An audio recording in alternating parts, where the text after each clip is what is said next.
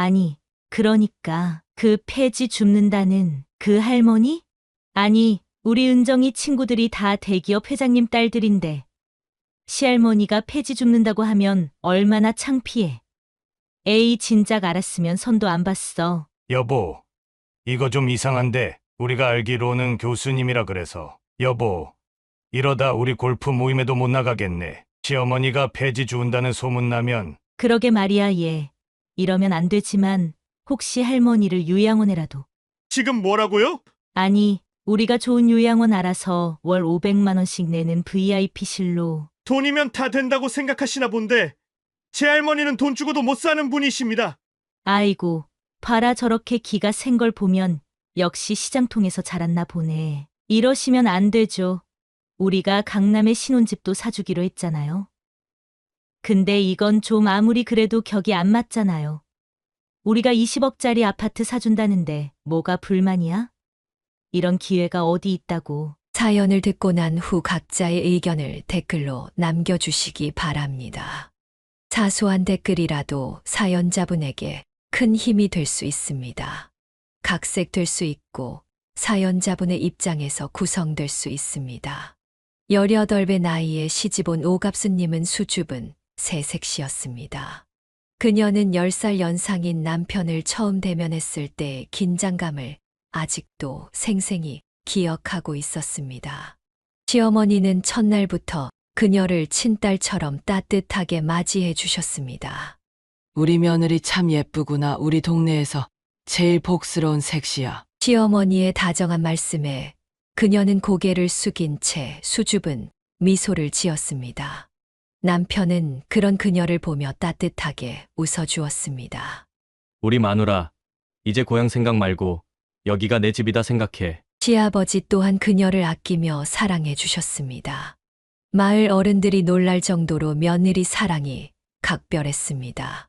그녀는 시집살이가 힘들다는 말이 무색할 만큼 행복한 나날을 보냈습니다.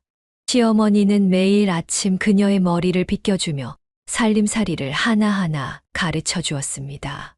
시아버지는 저녁이면 그녀를 불러 앉혀놓고 글도 가르쳐 주셨습니다.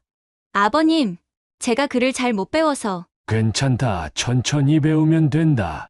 우리 며느리가 똑똑해서 금방 배울 거야. 결혼 이듬해 그녀는 첫 아들을 낳았습니다.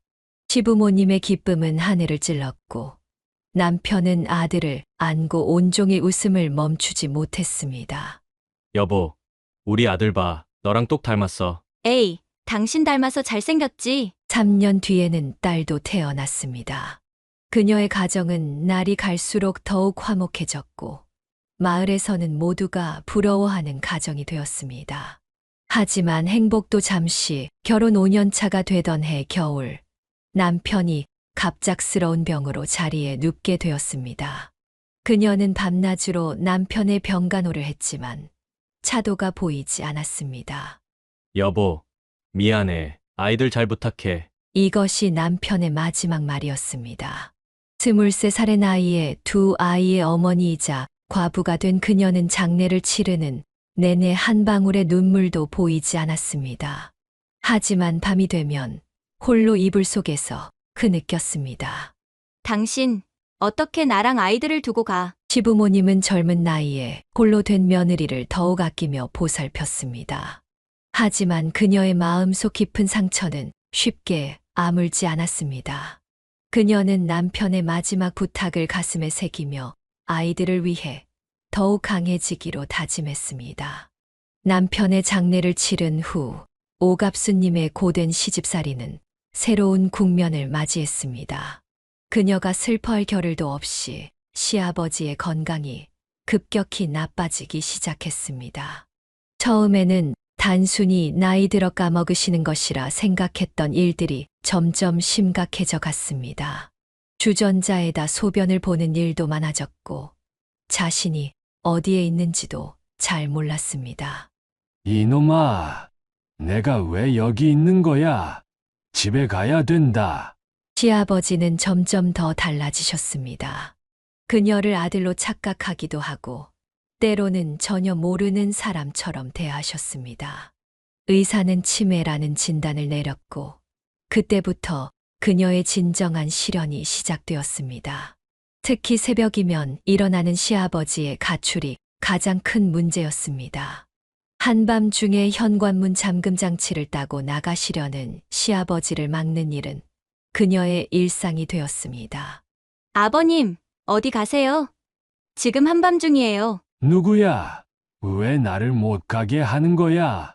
내가 집에 가야 된다고. 시아버지는 그녀의 말을 전혀 알아듣지 못하셨습니다. 오히려 낯선 사람이 자신을 가두려 한다고 생각하시는 듯 했습니다. 그녀는 시아버지와 실랑이를 벌이다 머리채가 뽑히고 온몸에 멍이 들기 일쑤였습니다. 엄마, 할아버지가 또 나가려고 해요. 잠에서 깬 아이들이 불안에 떨며 그녀를 바라보았습니다. 그녀는 아이들 앞에서 눈물을 보일 수 없었습니다. 괜찮아. 엄마가 할아버지 모시고 올 테니까 너희들은 다시 자렴. 시어머니도 함께 나서서 시아버지를 말렸지만 날이 갈수록 상황은 더욱 악화되었습니다. 시아버지는 때때로 폭력적으로 변하셨고 그녀는 그 모든 것을 묵묵히 견뎌내야 했습니다. 여보, 당신이 계셨다면 아버님이 이러실 때 어떻게 하셨을까? 밤마다 그녀는 돌아가신 남편을 그리워하며 혼잣말을 했습니다. 하지만 곧바로 마음을 다잡았습니다. 어린 두 자녀와 시부모님을 위해 강해져야 했기 때문입니다. 아이들은 어린 나이에도 불구하고 엄마를 돕기 위해 애썼습니다. 8살 아들은 할아버지가 나가시려 할 때마다 현관문 앞을 지켰고 5살 딸은 할아버지의 손을 잡고 동화책을 읽어드렸습니다. 할아버지, 이 이야기 들어보세요. 재미있어요. 시아버지는 잠시나마 아이들의 목소리를 들으며 평화로운 모습을 보이셨습니다. 그런 순간들이 그녀에게는 작은 위안이 되었습니다. 마을 사람들은 그녀의 효심에 감탄했습니다. 하지만 그녀는 그저 해야 할 일을 하는 것뿐이라고 생각했습니다. 시아버지께서 예전에 그녀에게 베풀어 주신 사랑을 생각하면 이 정도쯤은 당연한 것이었습니다. 아버님, 제가 모실게요. 끝까지 모시겠습니다. 이렇게 그녀의 고된 시집살이는 계속되었지만 더 큰 시련이 그녀를 기다리고 있었습니다. 시아버지의 병간호와 더불어 생계를 책임져야 했던 오갑수님의 어깨는 날이 갈수록 무거워졌습니다. 그녀는 새벽부터 일어나 마을의 일손을 돕기 시작했습니다. 어둠이 채 가시지 않은 새벽녘, 그녀는 이미 장만할 재료를 고르기 위해 시장으로 향했습니다. 갑순 씨, 우리 집 모내기 좀 도와주게나 일당은 넉넉히 쳐줄 테니. 네, 어르신 제가 가겠습니다. 시장 일 마치고 바로 가겠습니다. 마을 이곳저곳을 다니며 일손을 돕는 그녀의 손은 점점 거칠어져 갔습니다. 젊은 나이에 과부가 된 그녀를 안타깝게 여긴 마을 사람들은 일거리를 우선적으로 주려 했지만 품삯은 턱없이 부족했습니다. 결국 시댁의 논밭을 하나둘 팔아야 했습니다. 어머니, 정말 죄송해요. 논을 팔아야 할 것 같아요. 아버님 약값이랑 아이들 학비를. 갑순아, 그게 무슨 소리야? 그래도 그건 시어머니의 눈에 눈물이 고였습니다. 남편 대대로 물려받은 땅을 팔아야 한다는 현실이 너무나 가슴 아팠지만 다른 선택의 여지가 없었습니다. 치매에 걸린 시아버지의 약값은 날이 갈수록 늘어났고 자라나는 아이들의 교육비도 만만치 않았습니다. 엄마, 나 학교 안 가도 돼. 그냥 일하면 되잖아. 나도 엄마 도와줄 수 있어. 초등학교 4학년이 된 아들의 말에 그녀는 마음이 찢어지는 듯했습니다. 안 된다. 너는 공부해야 해. 엄마가 어떻게든 할게. 너는 아빠처럼 훌륭한 사람이 되어야 해. 그녀는 시장에서 김밥 장사를 시작했습니다. 새벽 4시면 일어나 재료를 준비하고 아침 일찍부터 시장 한 구석에 자리를 잡았습니다. 추운 겨울이면 손이 얼어붙는 것도 모른 채 김밥을 말았습니다. 아줌마, 이 김밥 참 맛있네요. 매일 사 먹으러 올게요. 감사합니다. 더 맛있게 만들도록 하겠습니다. 내일은 반찬도 좀 더 넣어드릴게요. 낮에는 김밥을 팔고 밤이면 품삯 바느질을 했습니다. 달빛 아래서 바늘을 놀리다 보면 눈이 침침해져도 그녀는 쉴 수가 없었습니다. 이거 내일까지 해주실 수 있나요? 네, 걱정 마세요. 밤새워서라도 꼭 해드리겠습니다. 시어머니는 그런 며느리가 안타까워 자주 말렸습니다. 갑순아, 제발 좀 쉬어라. 그렇게 무리하다가 병나면 어쩌려고 그러니? 아이들은 어떡하고? 시어머니의 걱정스러운 말씀에도 그녀는 멈출 수 없었습니다.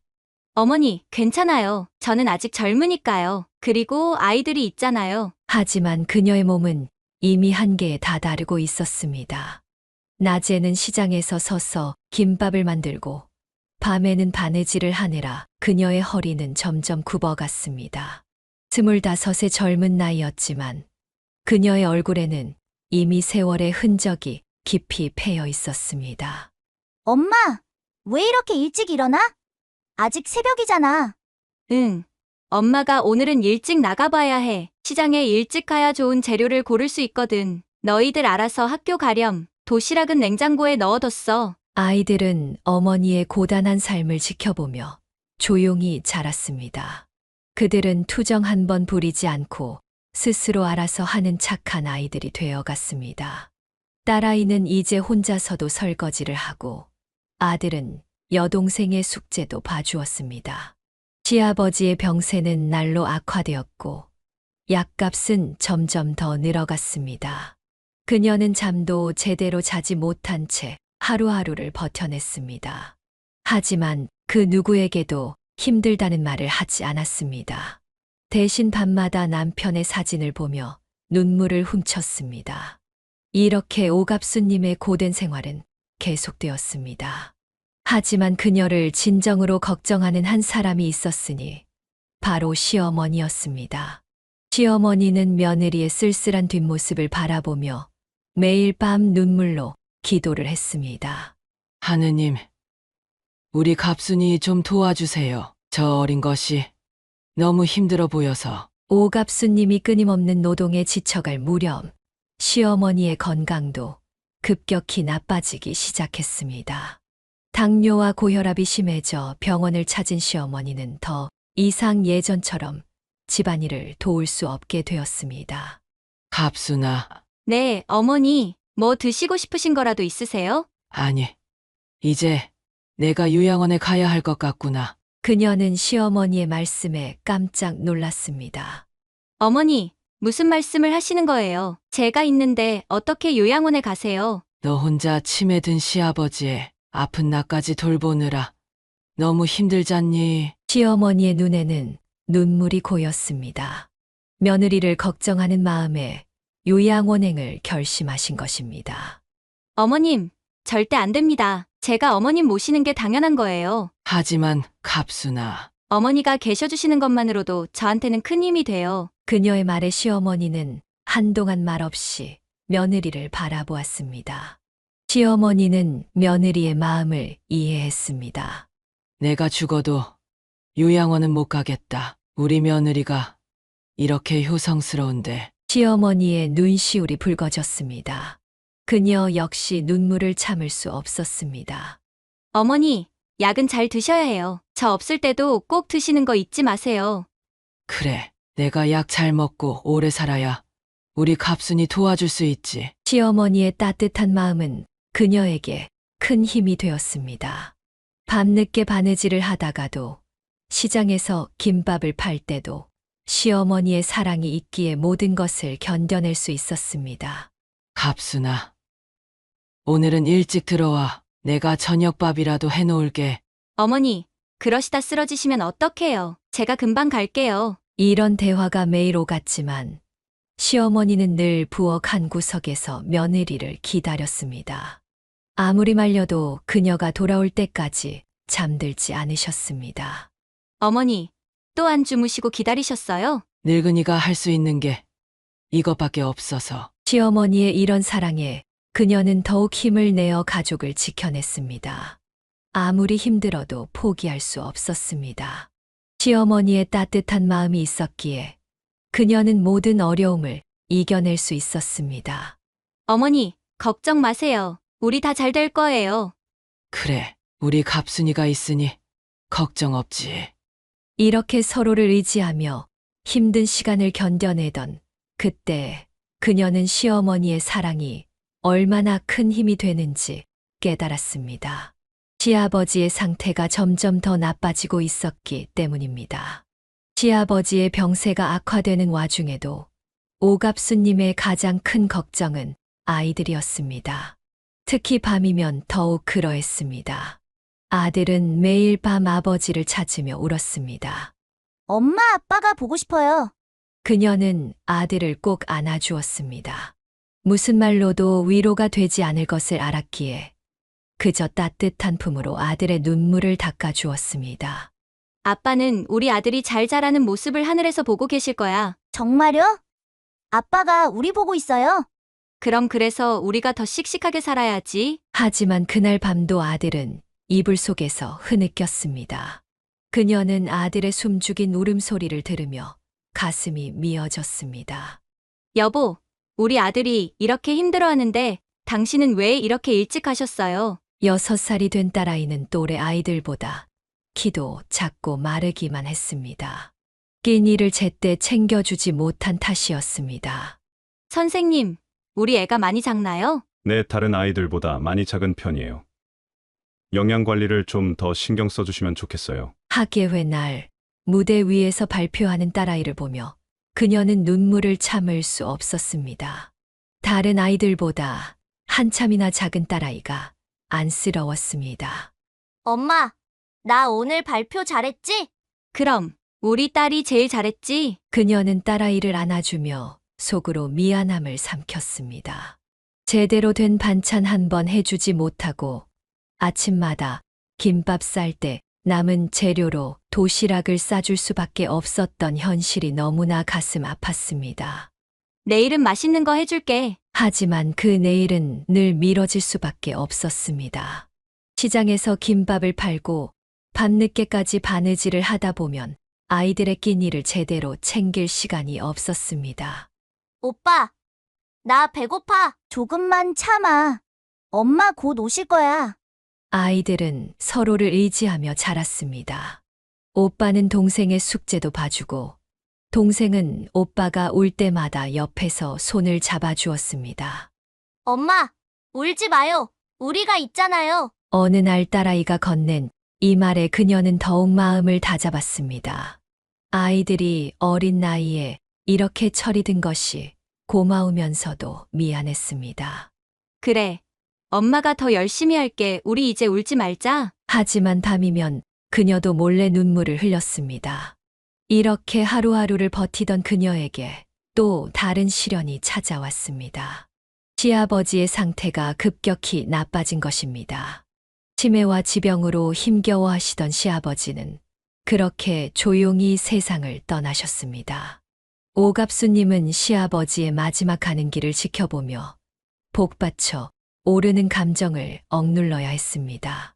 아버님 이제 편히 쉬세요. 장례를 치르는 내내 그녀는 묵묵히 자리를 지켰습니다. 시어머니는 남편을 먼저 보내고 슬픔에 잠겼지만 정작 더 걱정되는 것은 며느리였습니다. 갑순아, 어머니, 제가 있잖아요. 걱정 마세요. 장례를 마친 후 그녀는 깊은 고민에 빠졌습니다.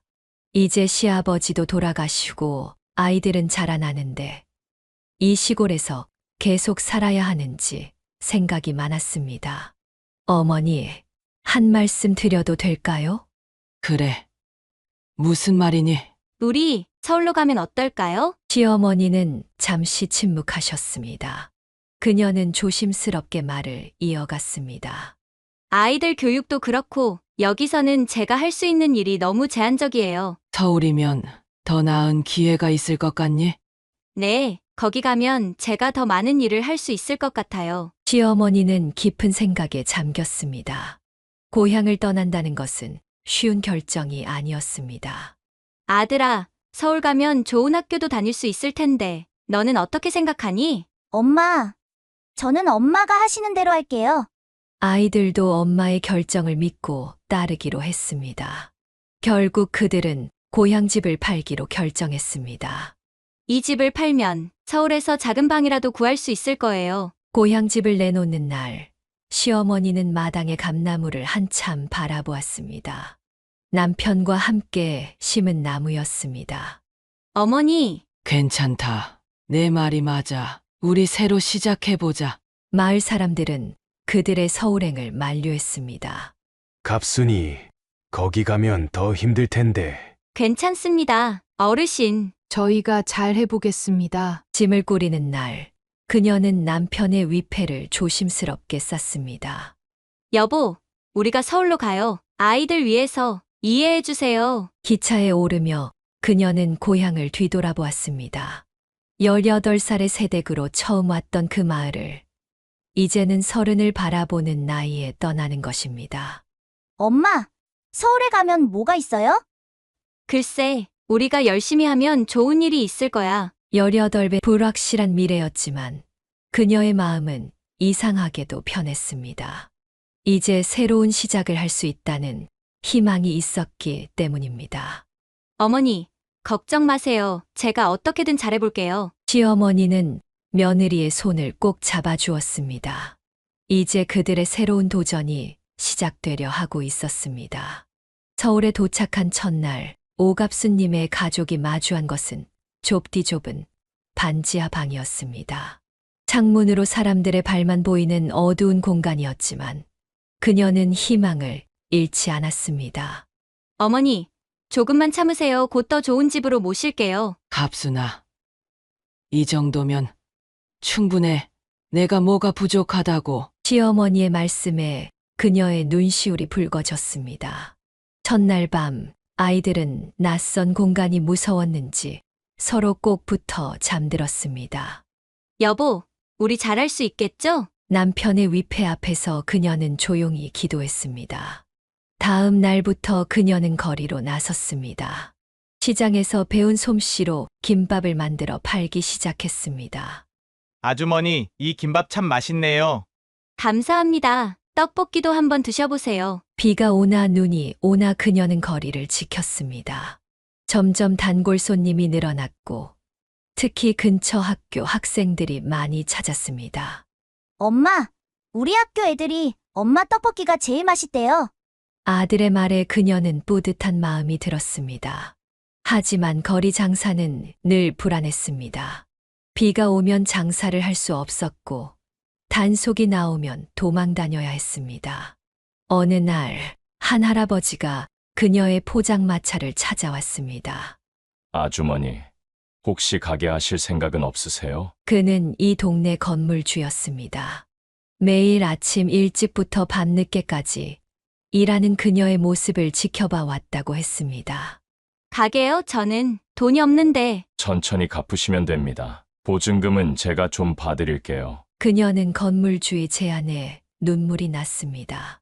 처음으로 누군가가 그녀에게 기회를 준 것입니다. 어머니, 우리 가게를 하게 됐어요. 정말이니? 갑순아. 가게 이름을 정하는 날, 그녀는 아이들의 이름을 따서 영민이 내분식으로 정했습니다. 아들 영민이 이름을 넣어서 지었습니다.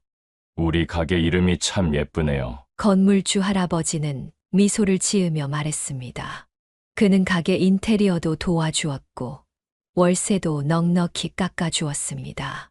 할아버지, 정말 감사합니다. 잘 되실 거예요. 아주머니같이 성실한 분이 어디 있나요? 드디어 가게 문을 연 날, 거리에서 만났던 단골 손님들이 찾아와 축하해 주었습니다. 시어머니는 가게 한켠에서 뿌듯한 마음으로 며느리를 바라보았습니다. 갑순아. 이제 진짜 자리 잡은 것 같구나. 네, 어머니. 이제 제가 어머니 좋은 데서 모실 수 있겠어요. 하지만 그녀의 새로운 도전은 여기서 끝이 아니었습니다. 더 큰 시련과 더 큰 기쁨이 그녀를 기다리고 있었습니다. 가게가 자리를 잡아가던 즈음 시어머니의 건강이 급격히 나빠지기 시작했습니다. 오갑수님은 병원을 찾았지만 의사는 좋지 않은 소식을 전했습니다. 많이 악화되셨네요. 시간이 얼마 남지 않으신 것 같습니다. 그녀는 그 말을 듣는 순간 온몸에 힘이 빠졌습니다. 하지만 시어머니 앞에서는 강한 척해야 했습니다. 어머니, 약 드실 시간이에요. 갑순아, 이제 그만해도 돼. 무슨 말씀을 하세요? 약 잘 드시면 나으실 거예요. 하지만 시어머니는 이미 자신의 때를 알고 계셨습니다. 어느 날 밤 그녀의 손을 꼭 잡으시더니 말씀하셨습니다. 갑순아, 네, 어머니. 내가 너무 고생만 시키고 가서 미안하다. 어머니, 그런 말씀 마세요. 어머니가 계셔서 제가 여기까지 올 수 있었잖아요. 시어머니의 눈에서는 눈물이 흘러내렸습니다. 널 친딸처럼 생각했는데 좋은 거 다 나 해주지 못하고. 어머님이 저한테 주신 사랑이 얼마나 큰데요. 제가 어머님 덕분에 이만큼 살았어요. 밤새 시어머니의 손을 잡고 있던 그녀는 새벽녘에 시어머니의 손이 차가워지는 것을 느꼈습니다. 어머니, 어머니. 아이들은 할머니의 임종을 지키며 울음을 참지 못했습니다. 할머니 가지 마세요. 장례를 치르는 동안 그녀는 한시도 눈물을 보이지 않았습니다. 하지만 밤이 되면 홀로 방에서 오열했습니다. 어머니, 이제 누구랑 이야기하죠? 저 이제 어떻게 살아요? 시어머니는 그녀에게 친정어머니 같은 존재였습니다. 힘들 때마다 위로해주고 쓰러질 때마다 일으켜주던 든든한 버팀목이었습니다. 엄마, 울지 마요. 딸 지연이가 다가와 그녀를 안아주었습니다. 그제야 그녀는 아이들 앞에서도 참았던 눈물을 터뜨렸습니다.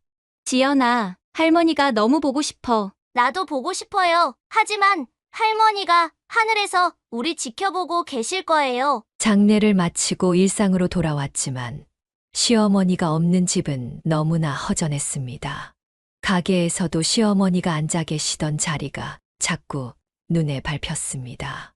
갑순아, 오늘은 일찍 들어가. 시어머니의 목소리가 귓가에 맴도는 것 같았습니다. 하지만 이제는 그 따뜻한 목소리를 다시 들을 수 없다는 것을 알았습니다. 어머니, 저 잘하고 있죠? 아이들도 잘 크고 있어요. 남편을 잃고 시아버지를 떠나보는 것보다 더 큰 상실감이 그녀를 덮쳤습니다. 하지만 그녀는 다시 일어나야 했습니다. 아이들이 있었기 때문입니다. 엄마가 더 열심히 할게. 할머니가 지켜보고 계실 테니까. 이렇게 오갑수님의 인생에서 또 한 명의 소중한 사람이 떠나갔지만 그녀는 계속해서 앞으로 나아가야 했습니다. 시어머니의 마지막 말씀을 가슴에 새기며 그녀는 다시 한 번 힘을 내었습니다. 시어머니의 빈자리는 컸지만 오갑수님에게는 위안이 되는 것들이 있었습니다. 바로 자녀들의 눈부신 성장이었습니다. 아들 영민이는 중학교에 들어가서도 한 번도 1등을 놓치지 않았습니다. 영민이 어머니, 정말 대단하시네요. 어떻게 저렇게 공부를 잘하나요? 아이 제가 한 것도 없는데요. 그녀는 겸손하게 말했지만 속으로는 무한한 자부심을 느꼈습니다. 영민이는 밤늦게까지 가게 일을 하는 어머니를 위해 더욱 열심히 공부했습니다. 엄마, 나 진짜 열심히 했어. 잘했지? 우리 아들 정말 자랑스럽다. 딸 지연이도 오빠 못지않게 공부를 잘했습니다. 미술에도 재능이 있어 교내 대회에서 상도 여러 번 받았습니다. 선생님, 우리 지연이 미술에 소질이 있나요? 네, 꼭 배우게 해주세요. 재능이 정말 뛰어납니다. 하지만 그녀는 미술학원비를 감당할 수 없었습니다. 대신 지연이는 학교 도서관에서 미술책을 빌려 혼자 공부했습니다. 엄마, 괜찮아요. 나중에 배우면 되죠. 그런 딸의 말에 그녀는 더욱 가슴이 아팠습니다. 하지만 지연이는 그런 환경 속에서도 학업에 열중했고 늘 상위권의 성적을 유지했습니다. 마침내 영민이가 고등학교 3학년이 되었을 때 첫 번째 기쁜 소식이 들려왔습니다. 엄마, 나 사범대학에 합격했어. 그녀는 그 자리에서 주저앉아 울었습니다. 아들이 이토록 훌륭하게 자라준 것이 너무나 감사했습니다. 여보, 우리 아들이 드디어 대학교에 갔어요. 남편의 위패 앞에서 그녀는 오랫동안 눈물을 흘렸습니다. 2년 뒤 지연이도 명문대학교 미술교육과에 합격했습니다. 가게 단골 손님들은 모두 축하해 주었습니다. 아주머니, 정말 대단하세요. 어떻게 두 자녀를 다 대학에 보내셨어요? 다 아이들이 똑똑해서 그래요. 그녀는 겸손하게 말했지만 사실 이것은 그녀의 헌신 덕분이었습니다. 매일 새벽부터 밤늦게까지 가게를 지키며 아이들의 학비를 모았습니다. 엄마, 이제 우리가 효도할게요. 그래. 너희들이 이렇게 잘 자라준 게 엄마한테는 최고의 효도야. 주변 사람들은 놀라워했습니다. 아버지 없이 자란 아이들이라고는 믿기지 않을 만큼 바르고 우수하게 성장한 것입니다. 갑순 씨, 당신 정말 대단해요. 혼자서 어떻게 저렇게 키웠어요? 혼자가 아니었어요. 하늘에 계신 남편이랑 시부모님이 도와주셨죠. 학부모들은 자녀들과 함께 찾아와 그녀의 이야기를 듣고 싶어 했습니다. 하지만 그녀는 알고 있었습니다. 이것은 끝이 아닌 새로운 시작이라는 것을. 아이들의 대학 생활을 뒷바라지하기 위해 그녀는 더욱 열심히 일해야 했습니다. 서울대 사범대를 우수한 성적으로 졸업한 영민이는 곧바로 교사 임용 시험에 합격했습니다. 오갑수님은 아들이 첫 출근하는 날 새벽부터 일어나 정성스레 도시락을 쌌습니다. 엄마, 이제 제가 도시락 싸갈 나이는 지났잖아요. 에이, 첫 출근하는 날인데 엄마가 어떻게 안 싸주니? 한 달 뒤 영민이는 첫 월급을 받자마자 퇴근길에 어머니의 가게로 향했습니다. 엄마, 이거 제 첫 월급이에요. 아이고, 이게 뭐니? 너가 쓰면 되지. 아니에요. 엄마가 받으셔야죠. 그동안 고생하신 거 생각하면 이거보다 더 드려야 하는데. 그녀는 아들이 건넨 봉투를 받아들고 눈물을 흘렸습니다. 우리 아들, 이제 진짜 어른이 됐구나. 영민이는 교사 생활을 하면서도 늦은 밤까지 공부를 계속했습니다. 처음에는 그녀도 아들이 무엇을 준비하는지 몰랐습니다. 영민아, 요즘 왜 이렇게 늦게까지 공부하니? 엄마, 제가 꿈이 하나 생겼어요. 네, 저 학원 차리고 싶어요. 학원만 차리면 이제 더 이상 고생 안 해도 돼요. 그녀는 놀랐습니다. 안정적인 교직을 그만두겠다는 아들의 결정이 걱정되었습니다. 하고 싶은 거 하렴. 엄마는 내 선택을 믿는다. 영민이는 3년간의 교사 생활을 마치고 사직서를 제출했습니다. 그리고 작은 입시학원을 시작했습니다. 영민아, 정말 괜찮은 거니? 네, 엄마, 제가 꼭 성공해서 보여드릴게요. 처음에는 학생이 몇 명 되지 않았지만 영민이의 열정적인 강의는 곧 입소문이 났습니다. 특히 자신의 공부 방법을 체계화한 독특한 교습 방식이 학부모들 사이에서 화제가 되었습니다. 선생님, 우리 애가 성적이 많이 올랐어요. 영민 선생님 덕분에 우리 애가 자신감을 찾았어요. 1년 만에 학원은 2배로 커졌고 2년째에는 분원까지 낼 수 있게 되었습니다. 엄마, 이제 가게 그만하셔도 돼요. 아니야, 엄마는 일하는 게 좋아. 하지만 영민이는 어머니를 설득했습니다. 이제는 엄마가 쉬셔야죠. 그동안 너무 고생하셨잖아요. 마침내 그녀는 20년 넘게 운영해온 분식집을 접었습니다. 영민이는 어머니를 위해 좋은 아파트를 마련했고 매달 풍족한 용돈도 드렸습니다. 여보, 우리 아들이 이렇게 잘 됐어요. 당신이 보면 얼마나 좋아하실까? 그녀의 행복은 절정에 달했습니다. 영민이의 학원 사업이 날로 번창하던 어느 날 밤, 오갑수님은 한 통의 전화를 받았습니다. 아들과 며느리가 세분원 계약을 마치고 돌아오던 중 빗길 교통사고를 당했다는 소식이었습니다. 어머니 지금 바로 병원으로 오셔야 할 것 같습니다. 그녀는 택시를 타고 병원으로 달려갔습니다. 빗줄기가 거세게 내리치는 밤이었습니다. 우리 아들 영민이는 어떻게 됐어요? 의사는 고개를 떨구었습니다. 빗길에 미끄러진 차가 중앙분리대를 들이받았고 아들과 며느리는 현장에서 거짓말이죠. 우리 영민이가 어떻게, 아까도 통화했는데. 그녀는 그 자리에서 주저앉고 말았습니다. 옆에서는 2살배기 손주가 울고 있었습니다. 아빠, 아빠. 손주의 울음소리에 그녀의 가슴은 더욱 미어졌습니다. 장례식장에는 비가 그치지 않았습니다. 마치 하늘도 울고 있는 것만 같았습니다. 영민아, 왜 엄마보다 먼저 가니? 내가 어떻게... 딸 지연이가 옆에서 어머니를 부축했습니다. 하지만 그녀는 아들의 영정사진 앞에서 한 걸음도 움직일 수 없었습니다. 엄마 제가 있잖아요. 말을 잇지 못하고 그녀는 오열했습니다. 학원 학생들과 학부모들도 장례식장을 찾아와 슬픔을 함께 했습니다. 장례를 치르고 집으로 돌아온 그날 밤, 그녀는 손주를 품에 안고 또다시 울었습니다. 여보, 우리 아들을 왜 데려가셨어요? 이제 겨우 잘 살게 됐는데. 남편의 위패 앞에서 그녀는 말을 잇지 못했습니다. 이제 2살배기 손주도 자신처럼 아버지 없는 아이가 되었다는 생각에 가슴이 찢어지는 듯했습니다. 할머니가 너를 잘 키울게. 손주의 작은 손을 잡으며 그녀는 다짐했습니다. 하지만 현실은 녹록지 않았습니다.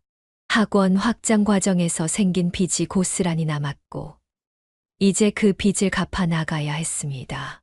그렇게 오갑수님의 인생에 또 한 번의 큰 시련이 찾아왔습니다. 아들을 잃은 슬픔도 채 가시기 전에 오갑수님은 냉혹한 현실의 무게와 마주해야 했습니다.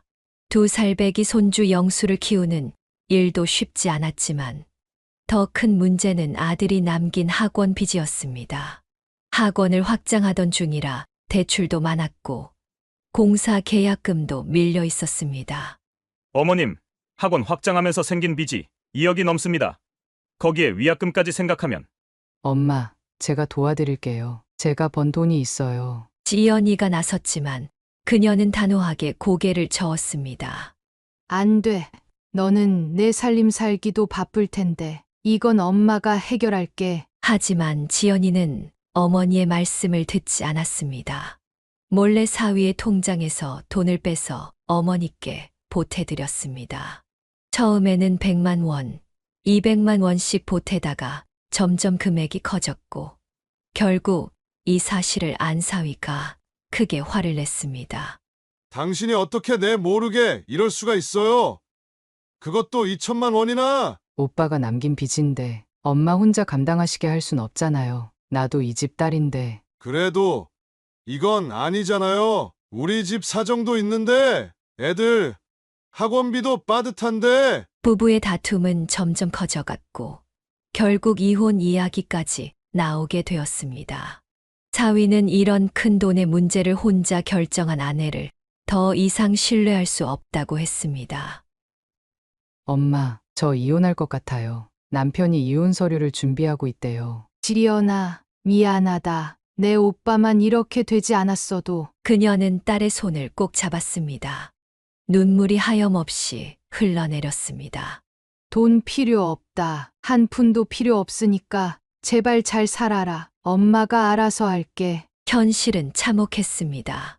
손주를 키우면서 빚을 갚는 일은 너무나 힘들었습니다. 그녀는 다시 일을 시작했습니다. 이번에는 새벽 청소부터 시작해서 밤늦게까지 식당 일을 했습니다. 할머니 괜찮아요?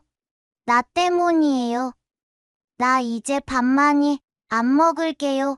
할머니 말씀도 잘 들을게요. 5살이 된 영수의 말에 그녀는 가슴이 미어졌습니다.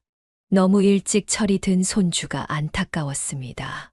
아니야. 우리 영수 유치원도 다니고 학원도 다녀야지. 내 아빠처럼 공부 잘하는 사람이 되어야 해. 할머니가 어떻게든 할게. 밤늦게 일을 마치고 돌아오면 영수는 이미 깊이 잠들어 있었습니다. 그녀는 손주의 자는 얼굴을 보며 눈물을 훔쳤습니다. 마치 어린 시절 영민이를 보는 것 같았습니다. 영민아, 내 아들 잘 크고 있어. 걱정하지 마. 내가 꼭 잘 키울게. 빚쟁이들의 독촉도 날이 갈수록 심해졌습니다. 하지만 그녀는 절대 포기하지 않았습니다. 손주의 미래를 위해서라도 이 고비를 넘겨야 했습니다.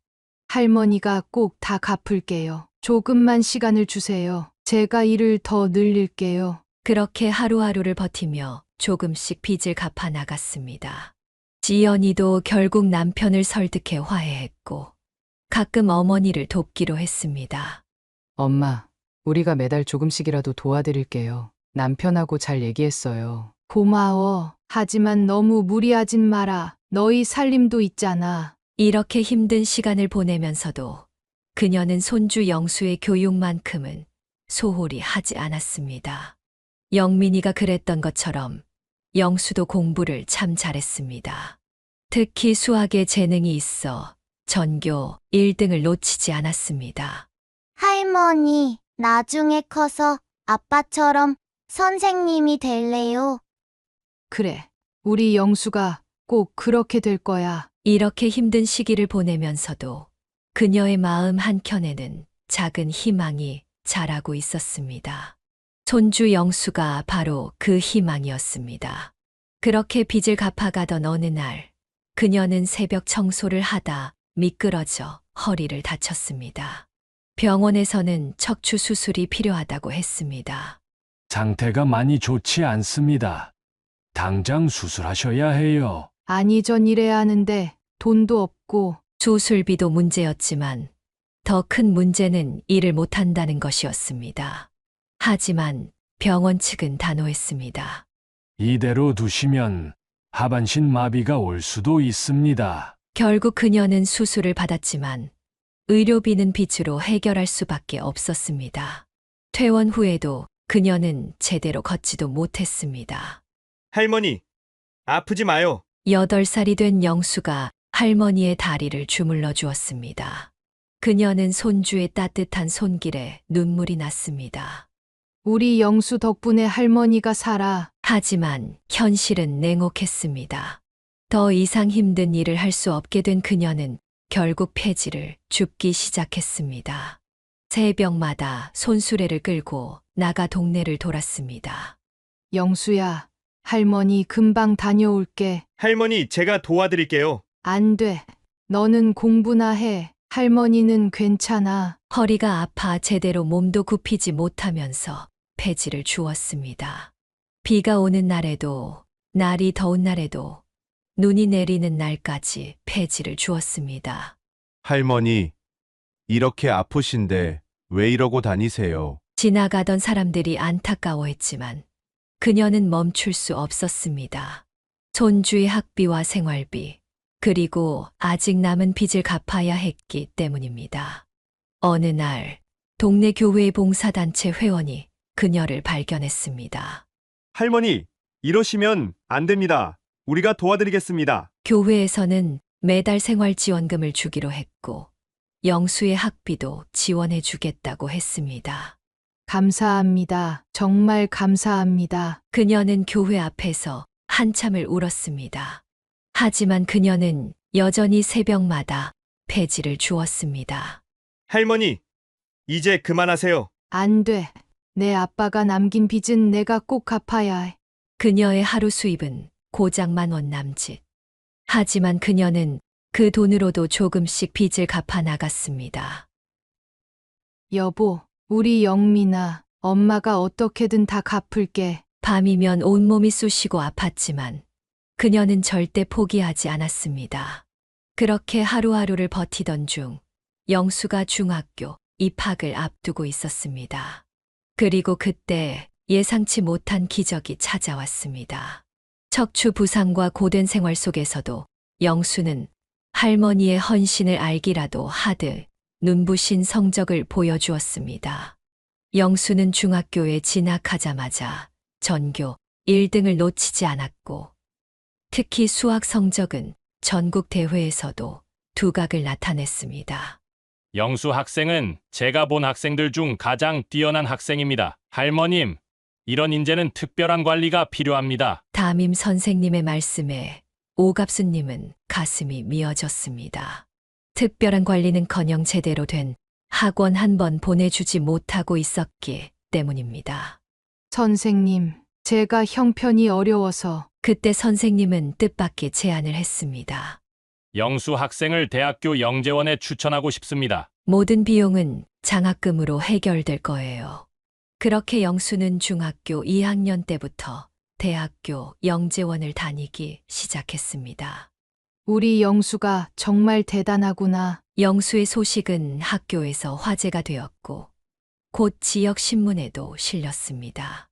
폐지 줍는 할머니가 키우는 천재 소년이라는 제목의 기사는 많은 사람들의 마음을 울렸습니다. 기사를 본 지역 주민들과 기업들이 도움의 손길을 내밀었습니다. 할머니, 이제 폐지 줍지 마세요. 제가 장학금 받았잖아요. 하지만 그녀는 여전히 새벽마다 폐지를 주었습니다. 손주의 장래를 위해 조금이라도 더 모아두고 싶었기 때문입니다. 영수는 중학교를 우수한 성적으로 졸업했고 서울의 명문 고등학교에 장학생으로 입학했습니다. 학교에서는 기숙사 입소도 허락해 주었습니다.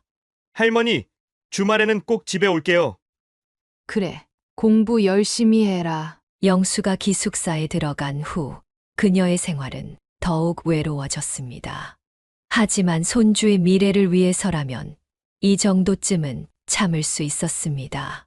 주말이면 영수는 약속대로 할머니를 찾아왔고 할머니가 주운 폐지를 함께 분류하며 도왔습니다. 할머니, 제가 꼭 성공해서 할머니 편하게 해드릴게요. 우리 영수, 너는 지금도 충분히 잘하고 있어. 그렇게 시간이 흘러 영수의 대학 입시가 다가왔습니다. 그리고 마침내 모두가 기대하던 결과가 나왔습니다. 영수의 명문대학교 합격 소식은 순식간에 퍼졌습니다. 더구나 장학생으로 선발되어 유학까지 보내준다는 조건이었습니다. 오갑수님은 그 소식을 듣는 순간 그 자리에 주저앉고 말았습니다. 할머니, 이제 제가 할머니 고생시키지 않을게요. 영수는 할머니를 꼭 껴안았습니다. 할머니의 구부정한 허리와 거칠어진 손을 보며 눈물을 흘렸습니다. 나중에 교수가 될 거예요. 아빠처럼 다른 사람들 가르치는 일을 하고 싶어요. 그녀는 손주의 말에 가슴이 벅차올랐습니다. 마치 영민이의 목소리를 듣는 것 같았습니다. 영민아, 내 아들이 내 꿈을 이뤄줄 것 같구나. 대학교 입학식 날, 그녀는 처음으로 폐지를 줍지 않았습니다. 깔끔하게 차려입고 손주의 입학식에 참석했습니다.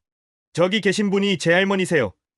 제가 여기까지 올 수 있었던 건 모두 할머니 덕분이에요. 자랑스럽게 할머니를 소개했습니다. 주변 학부모들은 그녀의 이야기를 들으며 눈시울을 붉혔습니다. 영수는 대학에서도 두각을 나타냈습니다. 1학년을 마치자마자 미국 유수의 대학에서 교환학생 제안이 들어왔고 전액 장학금으로 1년간 유학을 다녀왔습니다. 할머니, 제가 논문상을 받았어요. 우리 영수가 정말 대단하구나. 그녀는 손주의 성공 소식을 들을 때마다 아들 영민이에게 이야기하곤 했습니다. 여보, 우리 손주가 내 아들 만나봐. 너보다 더 훌륭하게 자라고 있어. 마침내 30살의 나이에 영수는 서울의 한 명문대학교 교수가 되었습니다. 오갑수님은 손주의 첫 항의 날 몰래 대학교를 찾았습니다.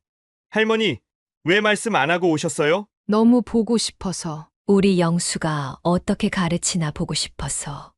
강의실 맨 뒷자리에 앉아 손주의 강의를 지켜보는 그녀의 눈에는 끊임없이 눈물이 고였습니다.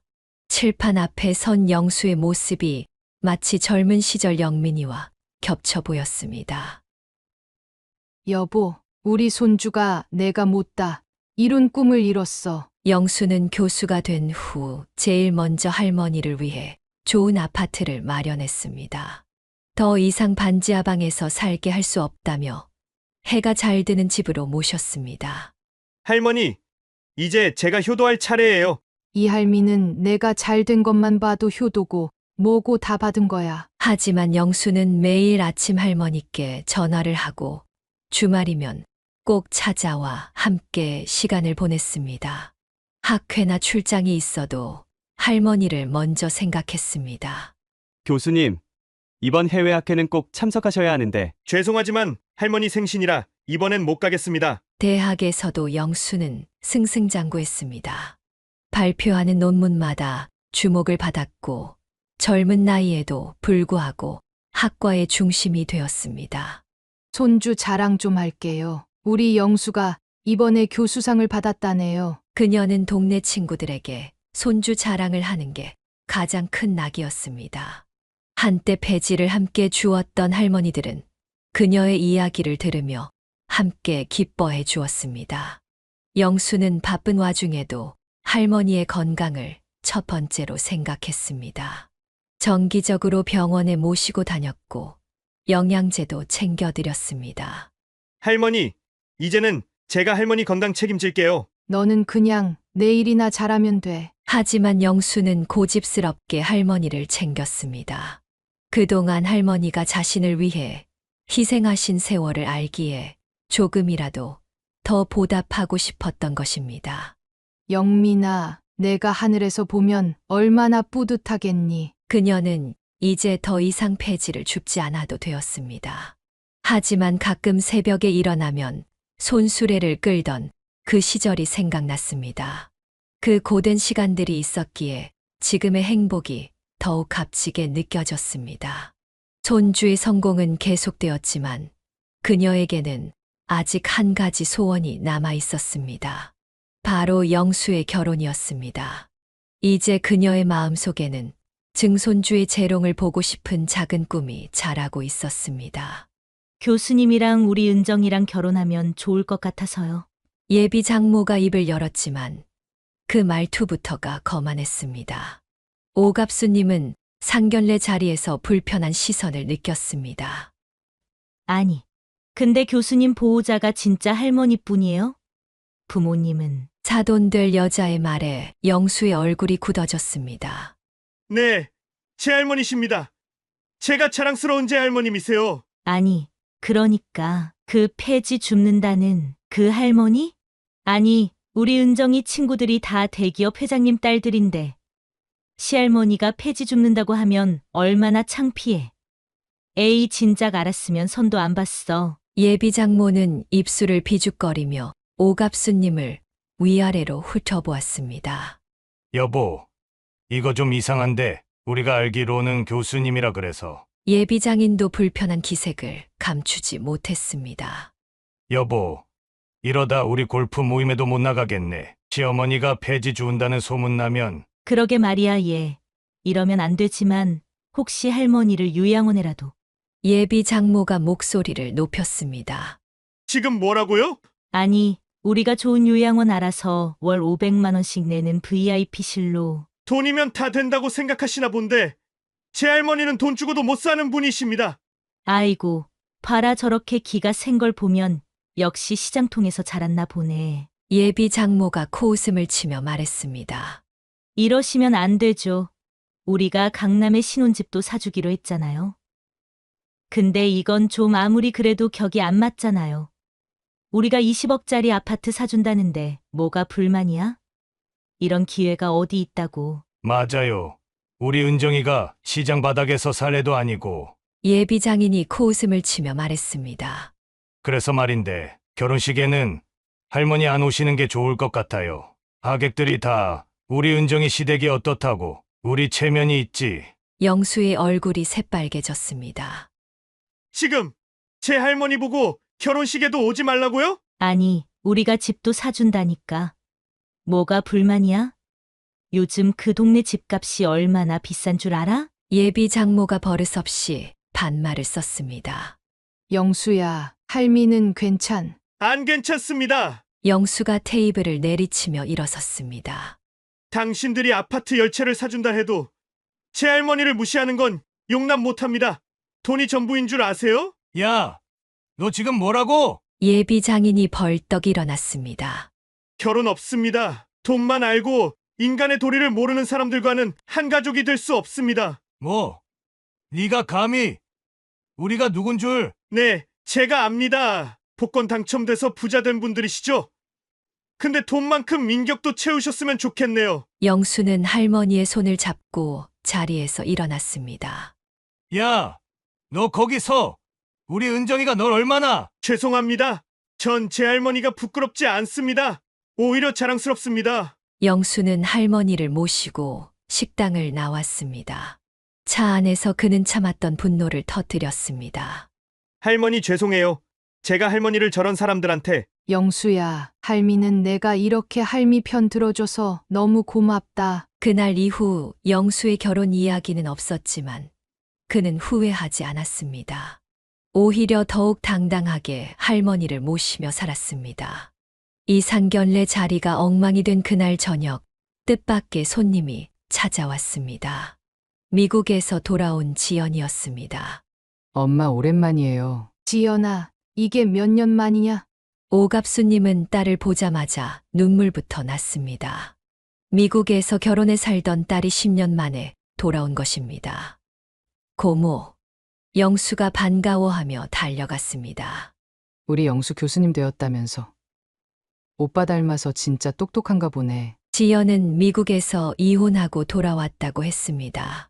하지만 그녀의 표정은 어둡지 않았습니다. 엄마, 저 이제 한국에서 살기로 했어요. 미용학교도 차리고. 지연은 미국에서 미용 사업으로 크게 성공했다고 했습니다.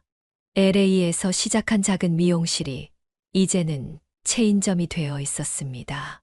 한국에도 분점을 내려고 해요. 엄마, 이제는 제가 엄마 모실게요. 아이고, 내가 무슨... 엄마, 오빠가 그렇게 된 후로 얼마나 마음이 아팠는지 몰라요. 제가 이제부터라도. 지연은 어머니와 조카를 위해 한국에 새 집을 마련했습니다. 고모, 저희가 이런 걸 받아도 될까요? 우리가 어떤 사이야. 내가 고모 아들이나 다름없는데. 지연의 미용학교는 순식간에 유명해졌습니다. 미국식 교육 시스템과 최신 트렌드를 접목한 수업은 젊은 층에게 큰 인기를 끌었습니다. 지연 씨, 정말 대단하세요. 이렇게 빨리 자리 잡으실 줄은. 다 우리 어머니 덕분이에요. 제가 이만큼 된 것도 다 어머니의 희생 덕분인걸요. 오갑수님은 딸이 자신을 자랑스럽게 여기는 것이 뿌듯했습니다. 여보, 우리 딸도 이렇게 잘 됐네요. 당신이 보면 얼마나 좋아하실까. 이제 그녀의 삶은 많이 달라졌습니다. 더 이상 경제적인 걱정은 없었고 딸과 손주의 성공을 보며 행복한 나날을 보냈습니다. 엄마, 이제는 좀 편하게 사세요. 저희가 다 있잖아요. 하지만 그녀의 마음 한켠에는 아직도 영민이의 빈자리가 크게 남아 있었습니다. 그리고 영수의 앞날에 대한 걱정도 있었습니다. 영수와 지연의 사업이 번창하던 어느 날, 뜻밖의 손님이 찾아왔습니다. 바로 몇 달 전 상견례에서 오갑수님을 멸시했던 은정이 가족이었습니다. 아니, 어머님. 예전의 거만한 모습은 온데간데 없이 예비 장모는 현관 앞에서 구겨진 옷차림으로 훌쩍이고 있었습니다. 저희가 너무 죄송합니다. 알고 보니 은정이네 가족은 부도가 나서 하루아침에 몰락했다고 했습니다. 주식 투자가 잘못되어 전 재산을 날린 것입니다. 어머님. 제발 한 번만 더 기회를. 이제 와서 뭘 어쩌자고. 오갑수님의 말이 채 끝나기도 전에 예비 장모가 무릎을 꿇었습니다. 제발요. 우리 은정이라도 살려주세요. 영수 교수님밖에 없어요. 당신들 참할 말이 없네요. 지연이가 옆에서 차가운 목소리로 말했습니다. 그때는 우리 어머니 보고 폐지 줍는다고 그렇게 무시하셨다면서요. 이제 와서 무릎까지 꿇고 이게 무슨 짓입니까? 그땐 제가 미쳤었나 봐요. 돈이 있으니까 교만했던 거예요. 예비 장인도 고개를 숙였습니다. 이제 우리도 폐지를 주어야 할 처지가 됐습니다. 그제서야 깨달았어요. 돈이 전부가 아니란 걸. 아버님이랑 어머님은 폐지 줍는 게 그렇게 창피하다며요? 요양원에 처박으라고 하셨잖아요. 영수가 비웃듯 말했습니다. 영수 교수님, 제발 은정이는 죄가 없잖아요. 돈 있을 때는 시장 바닥이라고 하시더니 이제는 그 시장 바닥이 그리우신가 봐요. 지연이의 날카로운 말에 예비 장모는 얼굴을 구겼습니다. 그때 우리가 골프장에서도 창피하다고 했었죠? 오갑수님이 천천히 말을 이었습니다. 이제는 골프장 갈 일도 없으시겠네요. 어머님, 저희가 잘못했어요. 제발. 일어나세요. 더는 보기 싫습니다. 오갑수님의 목소리는 단호했습니다. 사람이 돈이 없어도 마음만은 부자로 살아야 하는 법입니다. 당신들은 돈은 있었어도 마음은 너무 가난했어요. 더 이상 우리 집에 오지 마세요. 은정이한테도 전해주세요. 우리 영수는 이제 그 아이와 어울릴 사람이 아니라고. 현관문이 닫히고 오갑수님은 깊은 한숨을 내쉬었습니다. 할머니, 제가 잘한 걸까요? 그래, 내가 잘했어. 돈 때문에 사람을 함부로 대하는 사람들하고는 살면 안 돼. 그날 이후 은정이네 가족은 다시는 나타나지 않았습니다. 하지만 그들의 몰락은 세간의 화제가 되어 떠돌았고 한때 그들에게 굽실거리던 사람들의 조롱거리가 되었다고 합니다. 돈은 사람의 격이 아니라 사람의 마음이 그 사람의 격이다라는 할머니의 말씀이 영수의 가슴에 깊이 새겨진 후 그의 인생에도 큰 변화가 찾아왔습니다. 대학교 행정실에서 일하던 한 직원이 그의 수업을 청강하러 왔던 것입니다. 교수님, 정말 좋은 강의였습니다. 아, 감사합니다. 혹시 네, 저는 인문대 행정실 직원 김수연이라고 합니다. 수연은 영수의 할머니 이야기를 알고 있었습니다. 그녀의 어머니도 한때 폐지를 주어 자신을 키웠다고 했습니다. 저도 할머니 손에서 자랐어요. 그래서 교수님 이야기가 더 가슴에 와닿았나 봅니다. 두 사람은 자연스럽게 가까워졌고 오갑수님도 수연이를 첫눈에 마음에 들어했습니다. 할머니, 제가 이번에 정교수 됐습니다. 우리 영수가 정말 자랑스럽구나. 영수가 정교수 발령을 받은 날 수연이가 찾아와 깜짝 소식을 전했습니다.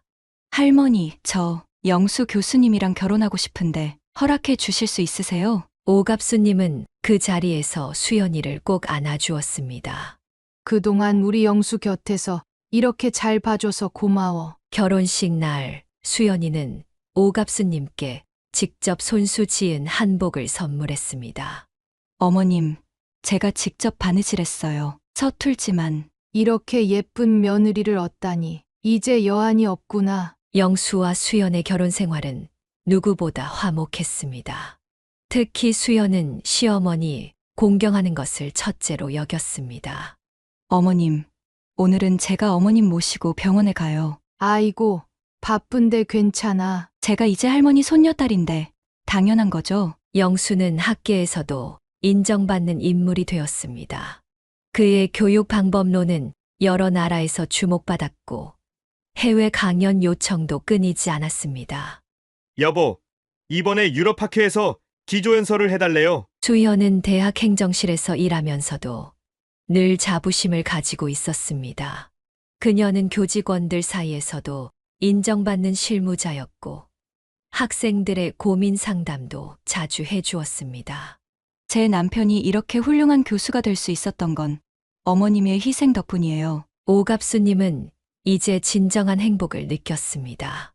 손주의 성공도 기쁘지만 그보다 더 기쁜 것은 영수 부부가 자신의 뿌리를 잊지 않고 당당히 이야기하는 모습이었습니다. 영민아, 내 아들이 이렇게 훌륭한 사람이 됐어. 이제 그녀의 마지막 소원은 하나뿐이었습니다. 바로 증손주의 얼굴을 보는 것이었습니다. 팔순이 된 오갑수님은 이제 아파트에서 편안한 노후를 보내고 있습니다. 미용학교 체인을 운영하는 딸 지연이가 모시고 살면서 하루하루가 행복하기만 합니다. 지연은 바쁜 와중에도 매일 아침 어머니의 아침상을 직접 차렸습니다. 건강식만 고집하는 딸 덕분에 오갑수님의 건강은 날로 좋아졌습니다. 우리 지연이, 너도 이제 새 삶을 시작해야 하는데. 영수와 수연이도 좋은 소식을 가지고 찾아왔습니다. 할머니, 저희 곧 아기가 생길 것 같아요. 정말이니? 정말. 오갑수님은 그 자리에서 눈물을 쏟았습니다. 증손주를 볼 수 있다는 기쁨에 가슴이 벅차올랐습니다. 여보, 우리가 이렇게 잘 살 줄 알았나요? 우리 손주도 이제 아빠가 되고. 매일 밤 남편의 위패 앞에서 그날의 이야기를 들려주는 것이 그녀의 일과가 되었습니다.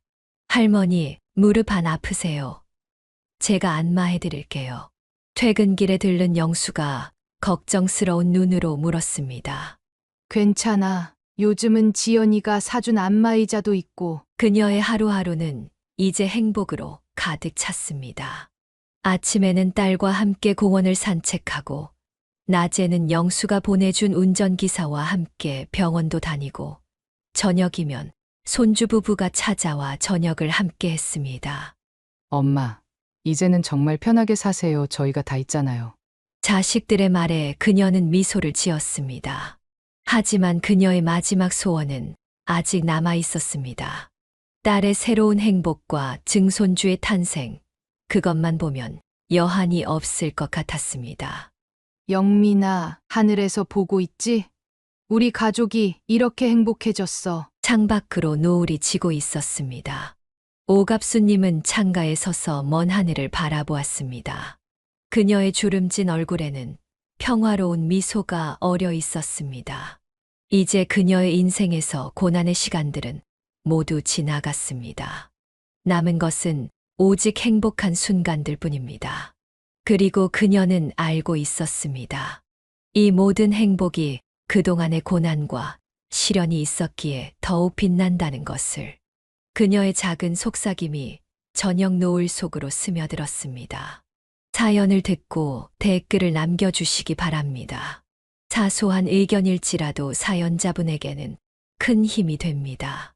노골적인 악성 댓글은 사연자분에게 상처가 될 수 있으니 삼가주시기 바랍니다.